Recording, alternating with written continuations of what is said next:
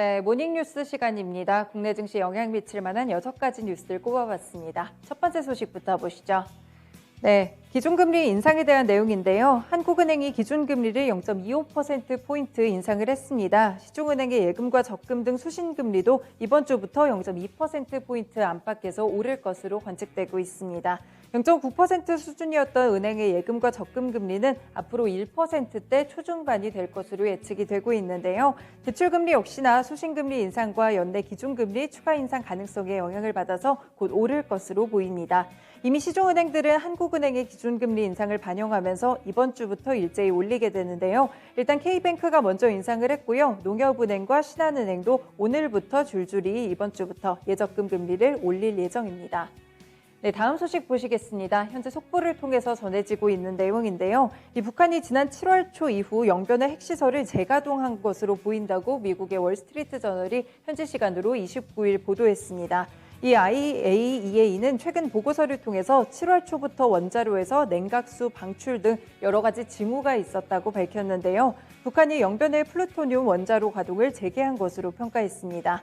영변의 원자로는 2018년 12월부터 가동되지 않았던 것으로 추정되고 있는데요. 월스트리트 저널은 북한의 영변 원자로 재가동이 이란 핵합의 복원 협상 그리고 조 바이든 미국 행정부의 외교 정책 등 굉장히 새로운 도전이 될 것이라고 전망했습니다. 네, 다음 소식 살펴보시겠습니다. 현대자동차와 미국의 이 GM의 전기차 화재가 최소 2곳의 LG에너지솔루션 아시아 공장과 관련돼 있다고 로이터 통신이 현지 시간 27일 보도했습니다. 로이터는 GM과 현대차가 미국 교통안전당국에 각각 제출한 문건을 토대로 양사가 최신 전기차 화재 사고를 LG에너지솔루션의 한국과 중국 공장들에서 생산된 리튬이온 배터리셀의 제조상 결함에서 유래된 것으로 보고 있다고 전했습니다.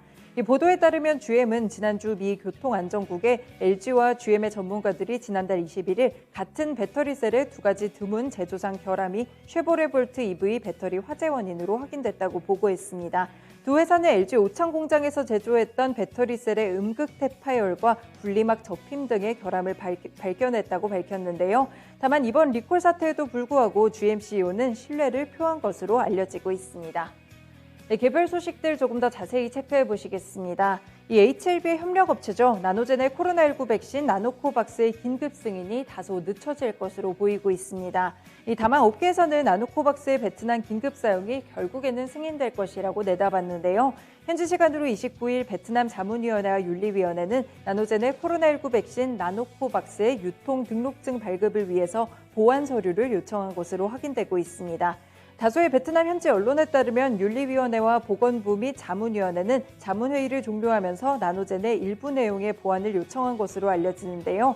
베트남 현지 언론은 9월 중순쯤 나노젠의 연구팀이 필요한 데이터를 보완할 수 있을 것이라고 봤습니다. 또 보완을 완료한 이후에 윤리위원회 승인을 받은 뒤 자문위원회는 최대한 빠르게 나노코박스를 재평가할 것으로 전망했습니다. 다음 소식 보시겠습니다. 크리스탈 지노믹스가 췌장암 1차 치료제로 개발 중인 아이발티노스타트의 임상 3분의 2상 시험을 다시금 이 시험 계획서를 식약처에 신청했다고 29일 밝혔습니다. 수술이 불가능한 진행성 또는 전이성 췌장암 170명 환자를 대상으로 시험을 진행하는데요. 아이발티노스타트와 젬시타빈 그리고 옐로티닙을 병용 투여하는 시험군과 대조군을 나눠서 효능을 확인합니다. 현재 1차 치료제로 가장 많이 처방되고 있는 폴피리녹스 요법과 비교를 하는데요. 앞서 진행한 임상 2상 전체 치료 주기를 완료한 환자에서는 전체 생존 기간의 연장과 안전성이 확인이 됐고요. 이번 시험을 통해서 임상 3상의 조건부 허가를 다시 한번 신청할 것이라고 밝혔습니다. 네, 마지막 소식 살펴보시겠습니다. 덴티스가 27일 올해 2분기 실적을 공시했는데요. 덴티스의 2분기 영업이익은 10억 2,821만 원으로 지난해 같은 기간 대비 흑자 전환했습니다. 이 기간 덴티스의 매출액은 85.4% 늘어난 192억 9,105만 원, 그리고 순이익은 3억 2,732만 원으로 마찬가지 흑자 전환한 모습이었는데요. 다만 증권업계에서는 덴티스의 올해 2분기 매출액은 전년 대비 95.2% 늘어날 것이라고 봤고요. 영업이익은 34억 원 정도로 예상을 했습니다. 이렇게 시장 기대치보다는 못 미치는 실적이 나오게 되면서 덴티스의 주가가 시간 외에서 급락하는 모습을 보였습니다. 네, 지금까지 6가지 뉴스들 봤습니다. 모닝 뉴스 시간이었습니다.